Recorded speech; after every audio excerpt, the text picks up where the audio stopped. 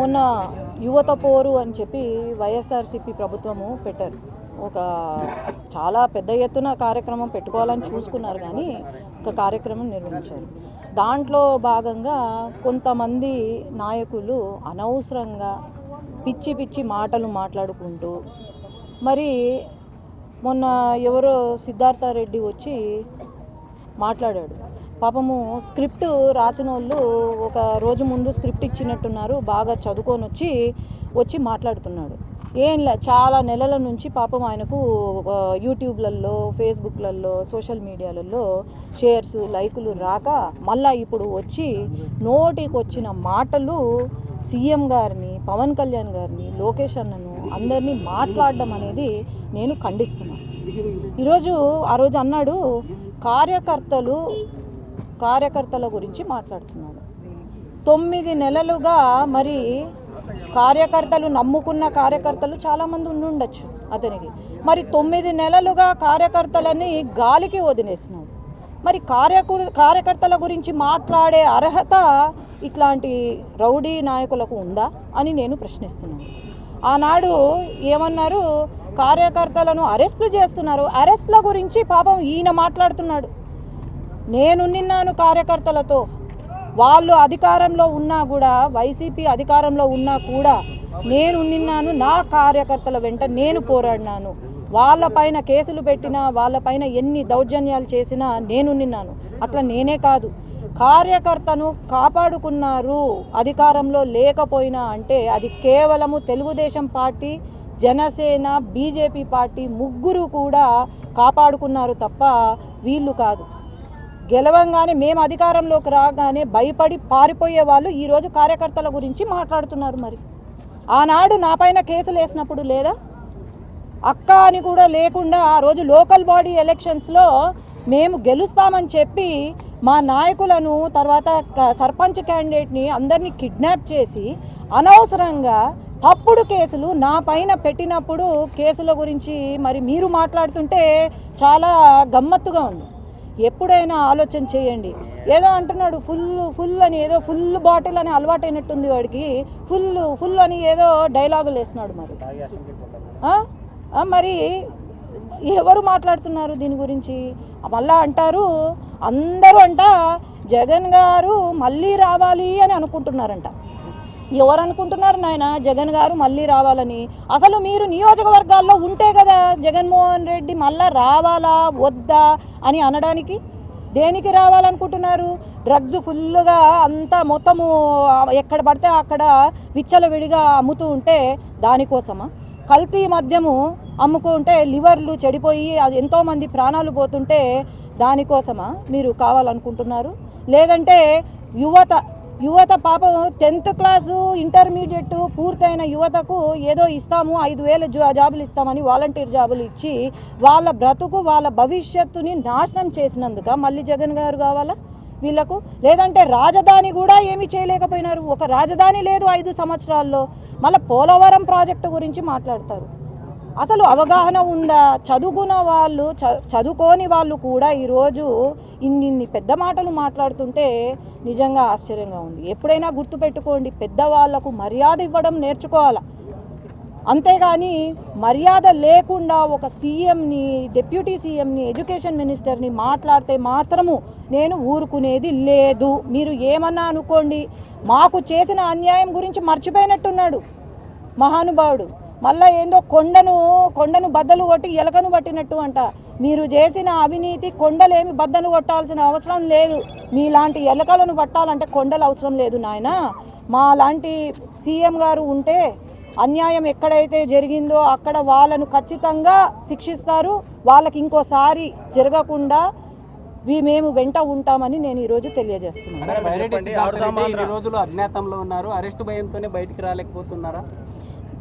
మీరు ఆడనే అడగాలి. నేను అదే అంటున్నాను, బాగా స్క్రిప్ట్ బాగా చదువుతాడు, బాగా చదివితే సినిమాలలో ట్రై చేస్తే సినిమా అవకాశాలు అయితే బాగా వస్తాయి. కానీ ఎందుకు రాజకీయాలు? ఎందుకు స్క్రిప్ట్ చదివే వాళ్లకు, సోషల్ మీడియాలో హల్చల్ చేసుకునే వాళ్లకు ఎందుకు రాజకీయాలు? 9 నెలలుగా ఎక్కడా లేని నాయకులు ఈరోజు సడన్గా ఒకరోజు వచ్చి మా నాయకుడు మాకు న్యాయం, కేసులు అంటుంటే ఇంకా ఏమనుకోవాలి వాళ్ళను? ఆలోచన చేయండి. ఆడుదాం ఆంధ్రకి 119 కోట్లు బడ్జెట్ కేటాయిస్తే టీడీపీ నాయకులు 300 కోట్లు 400 కోట్లు అవినీతి జరిగిందనేసి ఆరోపణలు చేస్తున్నారు. సిబిఐ ఎంక్వైరీ వేయండి అనేసి సిద్ధార్థ రెడ్డి కోరుతున్నారు. మీరేమంటారు? కాదన్నా, అవినీతి జరిగిందంటే ఖచ్చితంగా అది 1 కోటి రూపాయలు కావచ్చు, 10 కోట్లు కావచ్చు, 100 కోట్లు కావచ్చు, అవినీతి అవినీతే. అది ఖచ్చితంగా బయటికి వస్తుంది. ఆడేదో స్క్రిప్ట్ రాసుకొని 300 కోట్లు 200 కోట్లు అని మాట్లాడితే కాదు. అదే అంటున్నా, ఏదో పెద్ద కొండను తవ్వి ఎలకను కొట్టినట్టు అని ఏదో డైలాగ్ కొట్టినాడు కదా, ఆ ఎలకను కొండను తవ్వాల్సిన అవసరము లేదు. ఖచ్చితంగా ఎక్కడ ఏం జరిగిందో అవినీతి జరిగితే మాత్రము జరిగింది అని అంటున్నారు. ఖచ్చితంగా వాళ్ళకి శిక్ష అయితే ఉంటుంది. అంటే మీ నాయకులంతా అసెంబ్లీకి తాగి మాట్లాడుతున్నారని చెప్తున్నారు. ఎవరు తాగి అసలు అసెంబ్లీకి వీణ కనీసము నియోజకవర్గంలోకి రావట్లేదు. మరి అసెంబ్లీలో తాగుతున్నారు అని మాట్లాడతాడు. ఎవరు తాగుతున్నారు? వాళ్ళు గుట్కా ఆడ క్యాసినోలు నడిపినప్పుడు లేదా డ్రగ్స్ విపరీతంగా 5 సంవత్సరాల క్రితం విపరీతంగా స్కూల్ పిల్లలు కూడా డ్రగ్స్ తీసుకుంటూ ఉన్న ఇవి చూసాం మనము. అట్లాంటప్పుడు మరి తాగి అసెంబ్లీకి వెళ్తున్నారు అని అంటాడు. ఎట్లా అంటాడు తాగి అసెంబ్లీకి వెళ్తాడు అని? నేను చూపిస్తా ఎవరు తాగుతున్నారు, ఎక్కడ తాగుతున్నారు. మీ విజయవాడ కేంద్రము, విశాఖపట్నం కేంద్రము, లేదంటే హైదరాబాద్ కేంద్రాల్లో ఏమున్నాయి, అన్ని ఏమి కార్యక్రమాలు జరుగుతున్నాయి కూడా నేను చూపిస్తాను. సూపర్ 6 అమలు చేయలేకనే డైవర్షన్ పాలిటిక్స్ చేస్తున్నారు టీడీపీ అనేది మీ తమ్ముడి ఆరోపణ. ఏం డైవర్షన్ పాలిటిక్స్ అన్న నాకు అర్థం కావట్లేదు. అన్యాయం జరిగింది, ఇట్లా చేస్తున్నారు, దోచుకున్నారు అంటే వాళ్ళను ఐడెంటిఫై చేసి శిక్షించడము డైవర్షనా? ఈరోజు మళ్ళీ వీళ్ళు ఇదే మొదలు పెడతారు. ఇన్ని రోజులు మొదలు పెట్టినారు, ఇదే మొదలు పెడుతున్నారు. ఎవరు ఇక్కడ అల్టిమేట్గా సఫర్ అయ్యేది ఎవరు? మన మనుషులే కదా, ఇక్కడ ప్రజలే కదా సఫర్ అయ్యేది. మరి డైవర్షన్ పాలిటిక్స్ చేయాల్సిన అవసరం మాకు లేదు. సూపర్ 6 అమలు చేస్తున్నాము, 1 అమలు చేస్తున్నాము. వాళ్ళు చేసిన అప్పులు అంతా ఇంత కాదు. వెంటనే మనకు సూపర్ 6 అమలు కావడానికి మెజిషియన్స్ కాదు వెంటనే. కానీ అయినా కూడా ఇన్ని కష్టాలు వచ్చినా కూడా సీఎం గారు మనం సూపర్ 6 అమలు చేయాలని చెప్పి ముందుకు తీసుకెళ్తున్నారు అంటే దాన్ని అప్రిషియేట్ చేయాలి. కానీ నోటికి వచ్చింది ఎవరో డైలాగులు రాస్తే మాట్లాడడం కాదు. ఈరోజు ఒక కార్యకర్తకు అండగా ఉన్నారా చెప్పమను. అండగా ఉండుంటే మరి ఎందుకు లేరు? నియోజకవర్గాల్లో ఎందుకు లేరు? వీళ్ళు మాట్లాడుతున్నారా తాగుబోతుల గురించి, లేకపోతే తాగడము డ్రగ్స్ గురించి వీళ్ళు మాట్లాడితే ఏందన్నా? మరి సాధింపు చర్యలు చేపడుతున్నారు. కూటమి ప్రభుత్వం వచ్చిన తర్వాత అందరిని అరెస్ట్ చేయడము, రాజకీయ కక్ష పెట్టుకొని ఇలా చేస్తున్నారు అనేది ప్రతిపక్షం ఆరోపిస్తుంది. మరి నీకు ఒక ప్రశ్న, నువ్వు ఇది అడిగినావు కాబట్టి, నీ అమ్మను, మీ చెల్లిని, లేక మీ అమ్మనే అనుకో, ఎవరైనా ఏమన్నా అంటే నువ్వు ఊరుకుంటావా చెప్పు? ఒకటే ప్రశ్న. తల్లికి పుట్టిన వ్యక్తిగతం కాదు, ఇది వ్యక్తిగతం కాదు, ఇక్కడ ఇది వ్యక్తిగతం కాదు. వాళ్ళు చేసినవి వాళ్ళు ఇప్పుడు బయటికి వస్తున్నాయి, ఒకటిగా బయటికి వస్తున్నాయి. కానీ వ్యక్తిగతం అని నేను చెప్పట్లేదు. ఈరోజు నా పైన కేసులు పెట్టినారు, నా తల్లి గురించి మాట్లాడినారు ఎన్నికల టైంలో. నా ఏమీ తెలియని వ్యక్తి, పాపం బయటికి కూడా అడుగు పెట్టని వ్యక్తి గురించి ఈరోజు ఆనాడు మాట్లాడినారు. నేను మర్చిపోతానా? ఎవడైనా మర్చిపోతాడా? తల్లి గురించి, చెల్లి గురించి, భార్య గురించి మాట్లాడితే మర్చిపోతారా?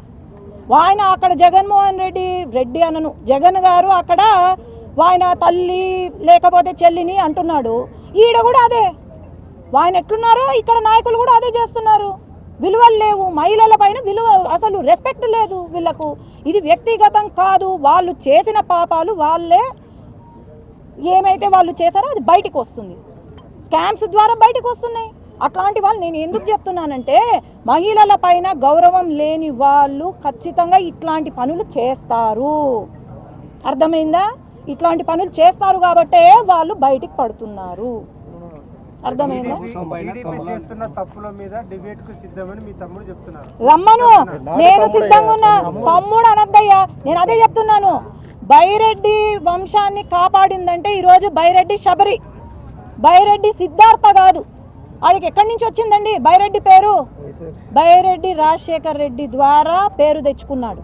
అంతేగాని బైరెడ్డి సిద్ధార్థ రెడ్డి అని అనద్దండి. ఎక్కడ కూడా బైరెడ్డి అనద్దండి. అది నా సొంత పేరు, నా ఇంటి పేరు. వాడికి ఒక పేరుంది, సిద్ధార్థ రెడ్డి అని ఒక పేరుంది. వీలైతే బైరెడ్డి సిద్ధార్థ రెడ్డో అని అనండి. అంతేగాని బైరెడ్డి బైరెడ్డి అంటే అది నన్ను అన్నట్టు, నా ఫ్యామిలీని, నా కుటుంబాన్ని అన్నట్టు అవుతుంది. ఎవరండి వాళ్ళు? ఏం న్యాయం చేశారు ఈరోజు?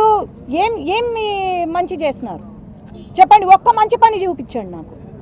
లేదు కదా మరి. బైరెడ్డి సిద్ధార్థ రెడ్డి అని డైరెక్ట్ పేరు ఆయనే పెట్టుకుని బ్యానర్స్ కానీ లేకపోతే ఎక్కడ రాసిన అధికారికంగా నేను అదే చెప్తున్నా, నువ్వు ఏమన్నా పెట్టుకో, ఇంటి పేరు ఏం పోదు, కానీ వాళ్ళకు కూడా ఒక పేరుంది కదా, సిద్ధార్థారెడ్డి అని పేరుంది కదా. ఎందుకు ప్రతిసారి బైరెడ్డి బైరెడ్డి అని వేస్తారు? బైరెడ్డి అంటే ఇంటి పేరు. మీరు ఒక ఇంటి పేరుని వాడుతున్నారంటే అది మొత్తం ఇల్లు మా ఇంటిని అన్నట్టు, అర్థమైందా? అది పేరుంది. ఇప్పుడు ఈరోజు బైరెడ్డి అంటే ఏ బైరెడ్డి? నేనున్నాను కదా, ఒక ఎంపీగా నేనున్నా.